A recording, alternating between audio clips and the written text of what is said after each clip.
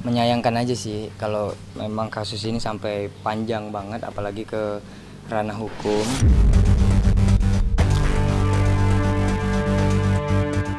Sebagai penyanyi kita worry juga sih.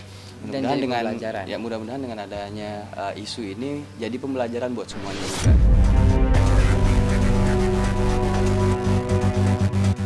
Kita juga harus bijak dalam hal untuk menanggapi yang namanya lagu itu di lagu siapa.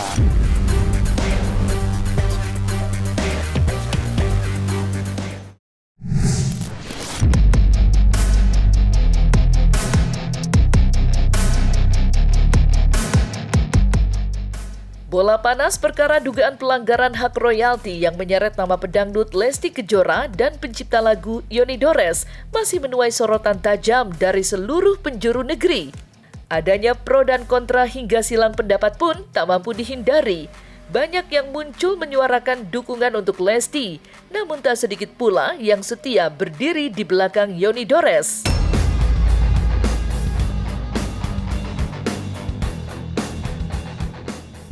Rizky dan Ridho Syafarudin selaku kolega di panggung dangdut tanah air sekaligus rekan jebolan acara kompetisi dangdut yang sama dengan Lesti pun ikut buka suara. Ditemui secara eksklusif oleh tim Cumi-Cumi, pedangdut yang kini akrab disapa 2R itu memberikan pandangan mereka tentang polemik yang menimpa Lesti saat ini. Lantas seperti apakah tanggapan mereka?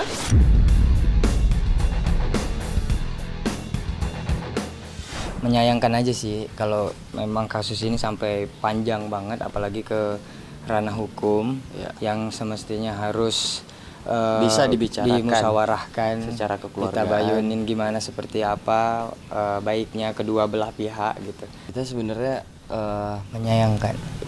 nggak melihat juga ya, maksudnya nggak terlalu fokus banget dengan isu yang Mengikuti. ada gitu, karena juga alhamdulillah punya kesibukan juga, jadi pas lagi buka sosmed aja sih selewat cuman untuk memperdalam atau melihat sejauh mana kasusnya itu nggak selalu mengikuti ya gitu, cuman memang lagi rame banget. Kalau untuk kita sendiri sebagai penyanyi dan alhamdulillah lagi proses untuk penciptaan lagu-lagu Lagu-lagu juga. juga. Jadi ngerasain yang namanya disomasi ketika menjadi seorang penyanyi. Udah gitu gimana rasanya lagu kita dinyanyiin tapi tidak izin atau segala macam, itu kita juga ngerasain dua-duanya. Iya. Dan kalau menurut Iki untuk kasus ini sih kita sebagai penyanyi dan pencipta lagu ya menjadi wawasan juga untuk pengetahuan kita. Bahwasanya untuk hak cipta lagu itu seperti apa. Sebagai penyanyi kita worry juga sih. Dan Mudah-mudahan jadi dengan pembelajaran. mudah-mudahan dengan adanya isu ini jadi pembelajaran buat semuanya juga. Dan kita jadi tahu nih, diperjelas lagi dasarnya seperti apa. Hak dan kewajibannya bagaimana gitu. Batasannya seperti apa. Ini agak sedikit gimana ya? Kalau menurut kita sih tergantung orang masing-masing. Iya, Untuk opini masing-masing. apa Kalau namanya, menurut kita keluasan sebagai hatinya. pencipta lagu ya monggo aja gitu. Kalau untuk kita sendiri, tapi kan setiap orang itu berbeda-beda gitu. Jadi ya nggak bisa disamain juga. Iya.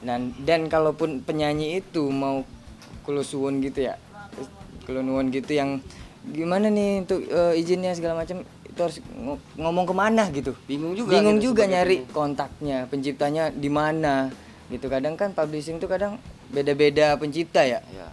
Tulisin namanya segala macam itu kadang susah juga sih bagi penyanyi untuk izin dulu, apalagi dia independen gitu yang lagi mau meranjak atau ya gitulah, susah lah kalau memang untuk izin dulu.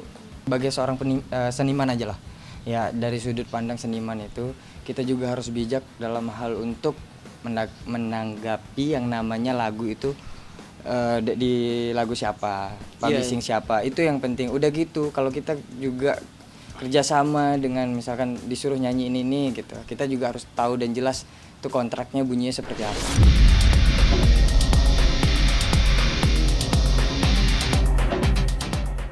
Dalam kesempatan yang sama, Rizky dan Ridho 2R turut mengungkapkan pula kegelisahan yang kini membelenggu benak mereka tentang regulasi hak cipta.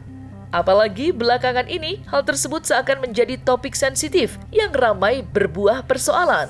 Mereka berharap pihak-pihak berwajib akan turun tangan secara langsung untuk merumuskan sebuah regulasi yang tidak hanya menguntungkan kedua belah pihak, tetapi juga jelas petunjuk pelaksanaannya. Dengan begitu, Rizky dan Ridho berharap tidak akan ada lagi sebuah perkara pidana yang seharusnya bisa diselesaikan secara damai di atas meja mediasi. Lantas, seperti apakah masukan dari Rizky dan Ridho 2R? Serta bagaimanakah pula ungkapan kerisauan hati mereka?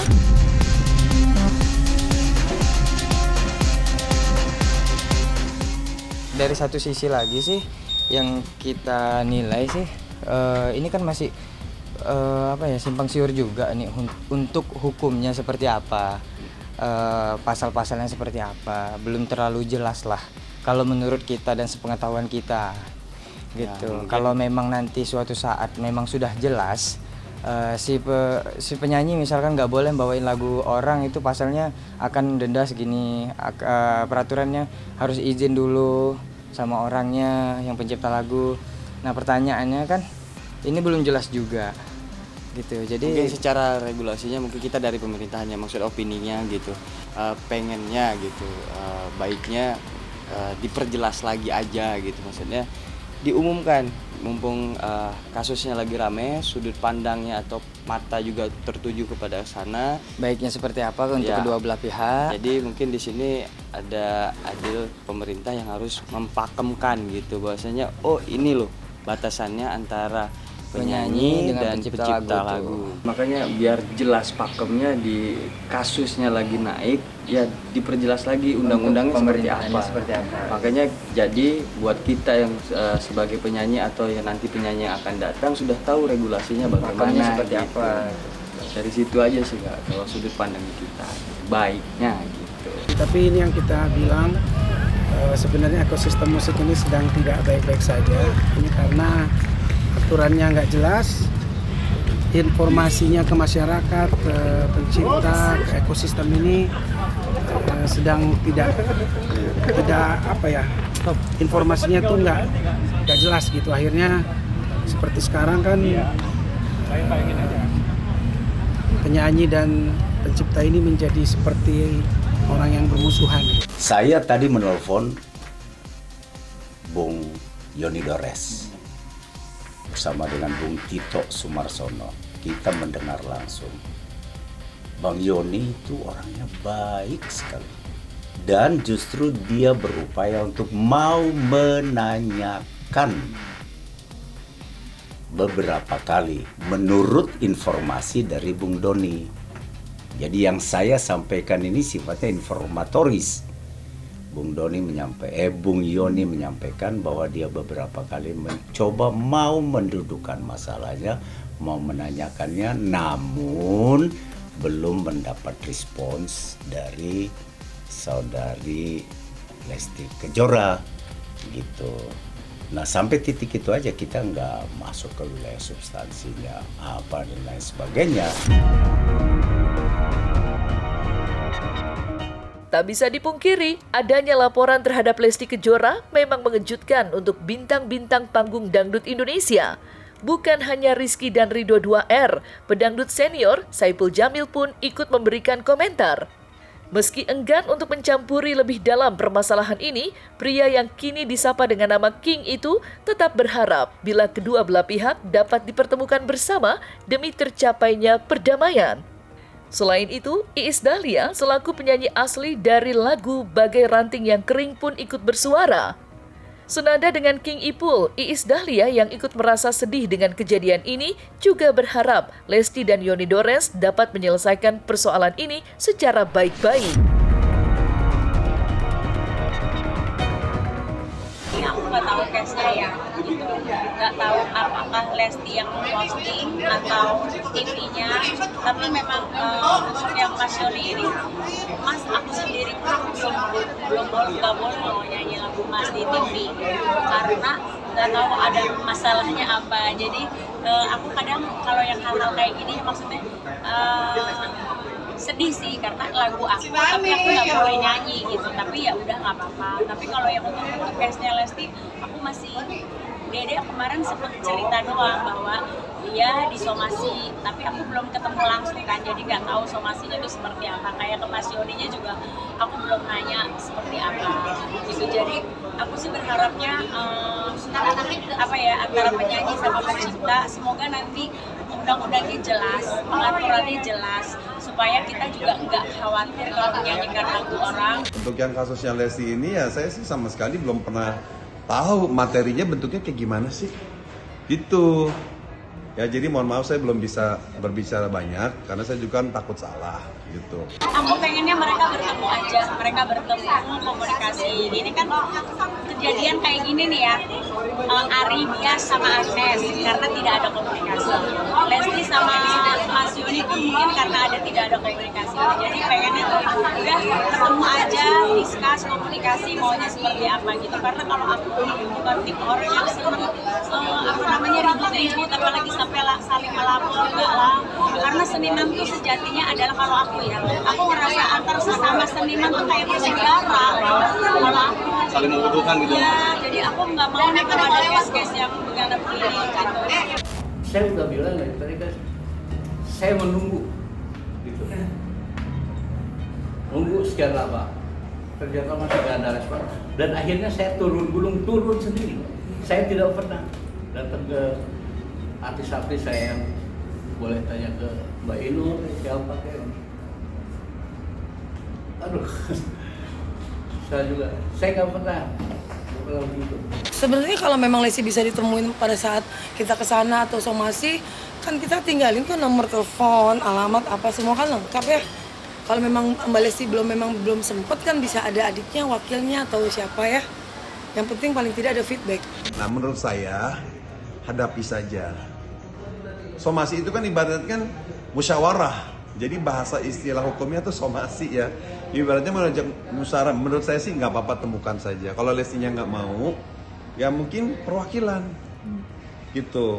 Mana yang dianggap salah, materi yang mana, seperti itu nggak apa-apa. Kita perlu nuhun karena memang saya berharap antara penyanyi dan pencipta itu harus sinkron. Karena serba salah ya, mereka ini saling simbiosis mutualisme, ya kan? Penyanyi kalau nggak ada pencipta, nyari materinya di mana? Nah, pencipta juga sama, ya. Kalau bikin lagu tapi nggak dinyanyikan sama orang yang booming juga nggak bakal terkenal juga lagunya gitu. Jadi ya kita baik-baik saja, kita bicara baik-baik, ya kan? Kita ini kan orang timur, ya. Kalau memang Lesti mungkin dia nggak bisa ditemukan, saya yakin pasti bisa lah.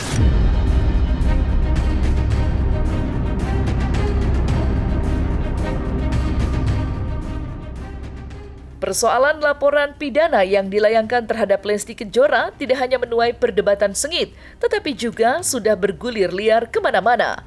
Bahkan, salah seorang asisten dari Yoni Dores sampai ikut terkena batunya. Bermula dari luapan kekesalannya ketika menceritakan apa yang terjadi antara Lesti dan Yoni Dores, Feby kini habis menjadi sasaran empuk dari cerca pedas warganet. Bahkan, ia sampai menuai kritikan pedas dari selebriti senior Tessa Mariska. Derasnya serangan yang menerpa lantas mendorong Feby untuk angkat bicara dan mengutarakan klarifikasi atas ucapan-ucapannya kala itu. Feby mengaku tindakannya memang tidak bijaksana. Apalagi ia sampai berkata kalau Lesti tidak akan populer tanpa lagu ciptaan Yoni Dores. Dan dengan itu, Feby tak lupa menyampaikan permintaan maaf secara terbuka kepada Lesti ataupun pihak manapun yang terusik dengan ucapannya.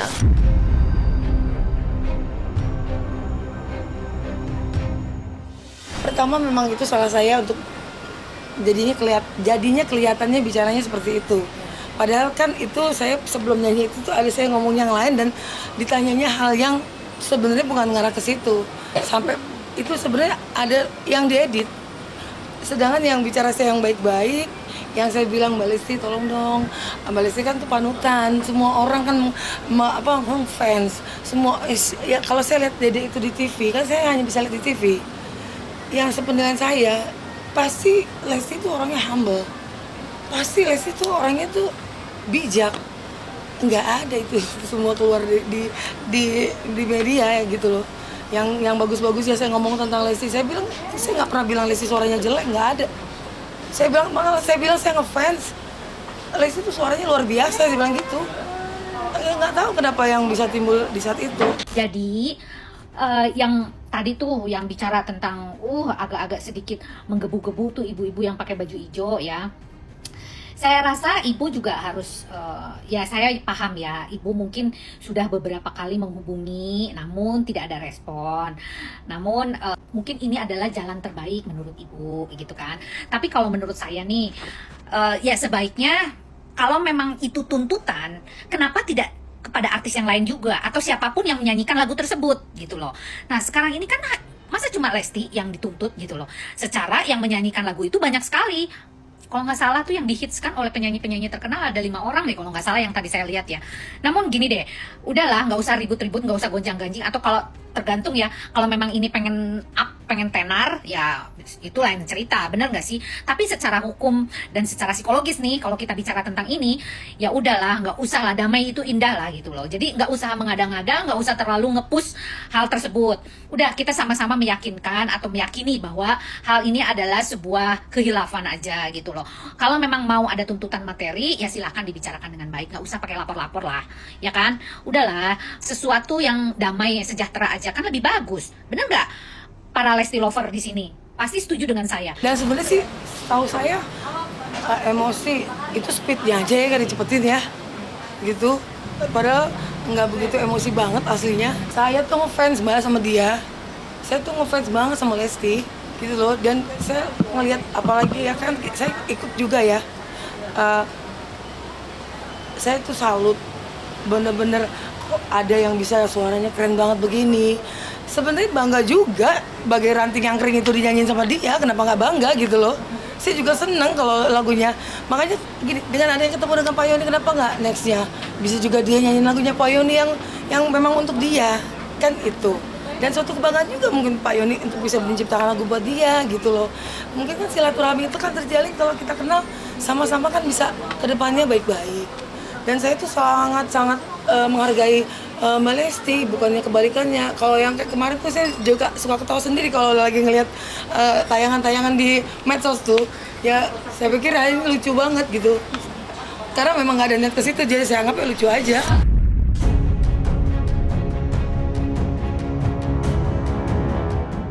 Nah, selesai sudah Cumi Lovers? Saksikan terus Cumi Camp In Depth, kabar lengkap, mendalam, dan akurat dari narasumber terpercaya. Dan jangan lupa untuk like, subscribe, dan juga share channel YouTube Cumi Cumi.